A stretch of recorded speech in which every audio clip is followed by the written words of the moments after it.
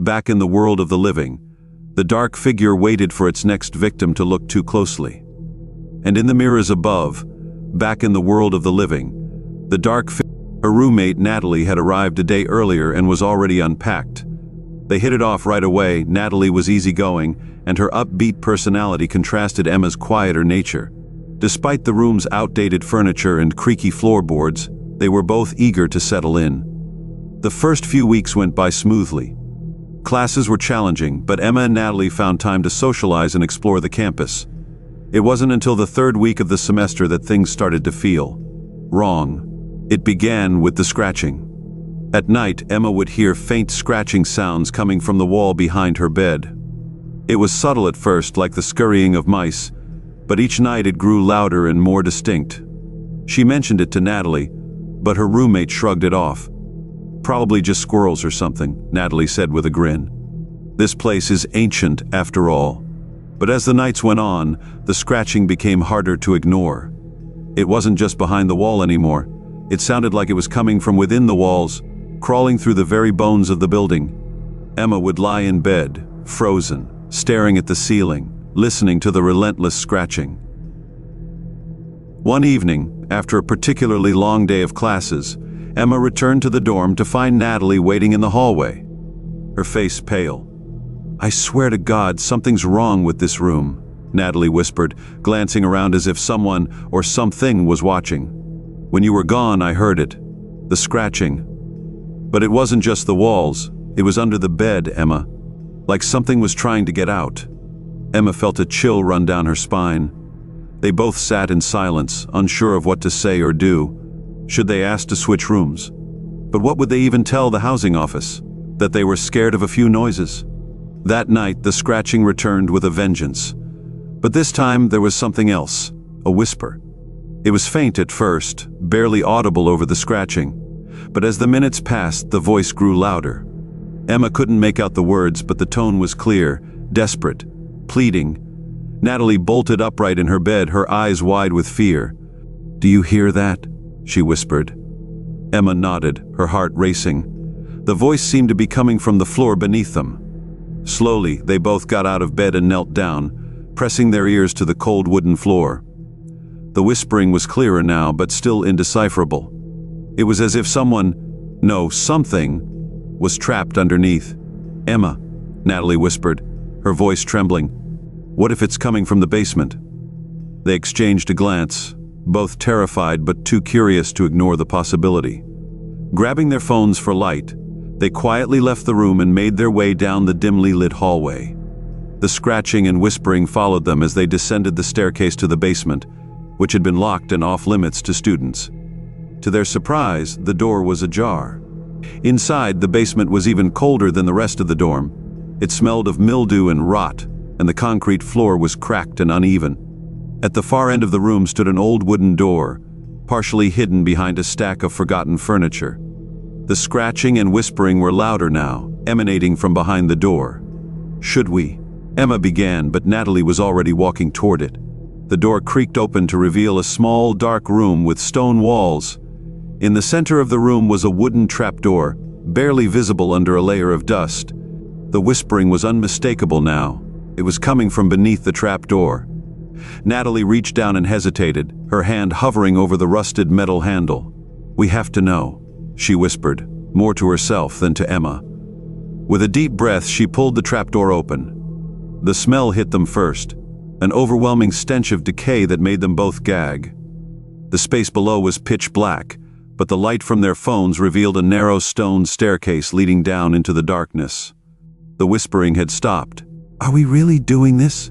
Emma asked, her voice barely above a whisper. Natalie didn't respond. She was already descending the stairs. Reluctantly, Emma followed. The air grew colder with each step, and the walls seemed to close in around them. When they reached the bottom, they found themselves in a small, circular chamber. The floor was covered in dirt, and the walls were lined with strange symbols carved into the stone. In the center of the room was a large stone slab, and atop it lay a figure, motionless. It was a woman, or at least what was left of her. Her skin was pale and stretched tight over her bones, her eyes sunken and empty. Her mouth was frozen in a silent scream. But what made Emma's blood run cold was the realization that the woman wasn't dead. She was moving. Ever so slightly, her chest rose and fell with shallow breaths. The whispering returned, louder than ever, filling the room with its frantic, pleading tone. Emma and Natalie stood frozen, unable to comprehend what they were seeing. The woman's eyes flicked open and she looked directly at them. "Help, miss," she rasped, her voice barely audible over the whispering. Without thinking, Natalie lunged forward to help. But as soon as she touched the woman, the room erupted in chaos. The symbols on the walls began to glow, and the air was filled with a deafening screech.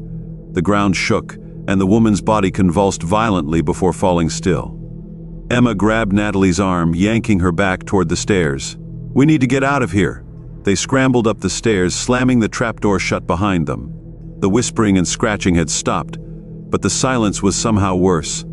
They didn't stop running until they were back in their room, slamming the door behind them.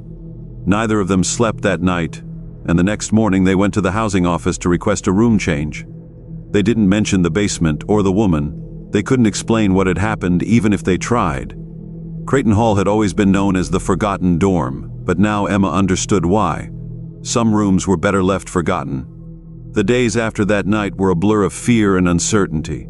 Emma and Natalie were granted a room change without much questioning, though they were careful not to reveal the true reason for their request. They packed their belongings in silence, both too shaken to talk about what they had witnessed. Their new dorm was across campus, in a newer building filled with natural light and bustling students. It should have felt like a relief, but the events at Creighton Hall lingered like a dark shadow. Natalie became withdrawn, her once bubbly personality fading. She avoided any conversation about the dorm or the basement, and Emma was content to let it be. But the nightmares started soon after. Every night, Emma would dream of the basement, of the woman lying on the stone slab, her eyes empty and her lips moving in silent desperation. The glow of the symbols on the walls would burn into her vision, and she'd wake up drenched in sweat, her heart pounding in her chest. One evening, Emma finally worked up the courage to research Creighton Hall. She needed answers, a way to make sense of what had happened. She went to the university's library, searching through old campus records, historical archives, anything that might explain the strange occurrences in the Forgotten Dorm. It didn't take long to find rumors about Creighton Hall.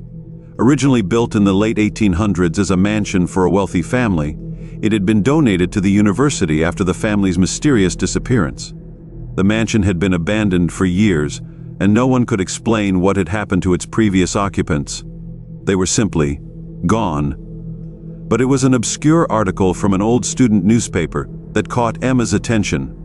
Dated nearly 70 years ago, the article was brief but chilling. It spoke of a series of disappearances on campus, all tied to students living in Creighton Hall. The article mentioned the Forgotten Room, a room in the basement that had been sealed off after one student was found dead under bizarre circumstances. The student had been found in a small chamber beneath the dorm, her body severely emaciated, as if she had been starved to death. There were strange markings on the walls, symbols no one could identify. What's more disturbing was that the student had been missing for over a year, but her body had only recently been discovered. The article concluded with the chilling observation that the student had apparently died mere hours before her body was found, meaning she had been alive somewhere in that sealed room for an entire year. Emma's blood ran cold. It was too similar to what she and Natalie had experienced. The symbols, the stone slab, the figure lying there, it all matched.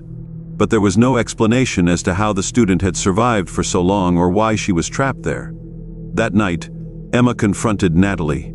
"We need to talk about what happened in the basement," Emma said, sitting down across from Natalie in their new dorm room. Natalie looked up from her phone, her face pale and expressionless. "I don't want to," Natalie muttered, her voice hollow. "We have to. There's something seriously wrong with that place, and I think it's connected to the woman we saw."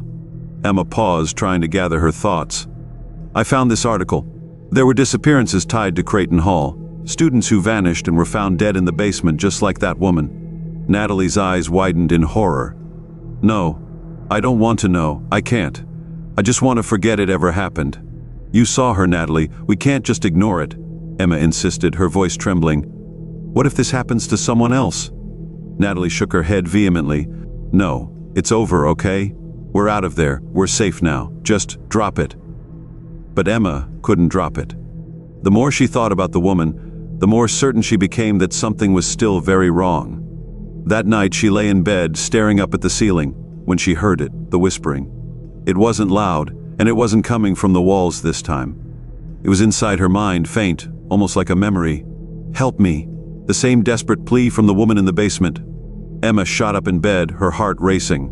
She looked over at Natalie, who was fast asleep, oblivious to the whispers. The room was dark, and everything was still. But the whispering continued, faint but persistent, as if it was coming from within her own thoughts. Unable to stand it any longer, Emma jumped out of bed and grabbed her phone. She knew she had to go back to Creighton Hall.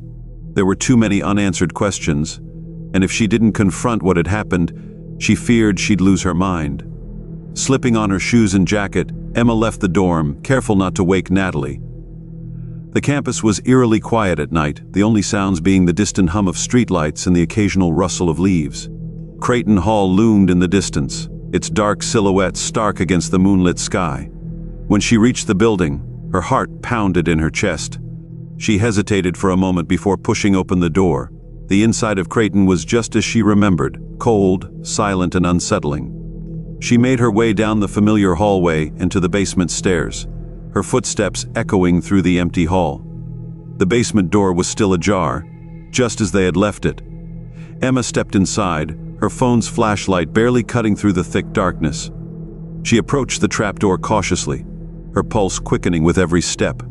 The scratching had stopped, but the whispering remained, faint and distant.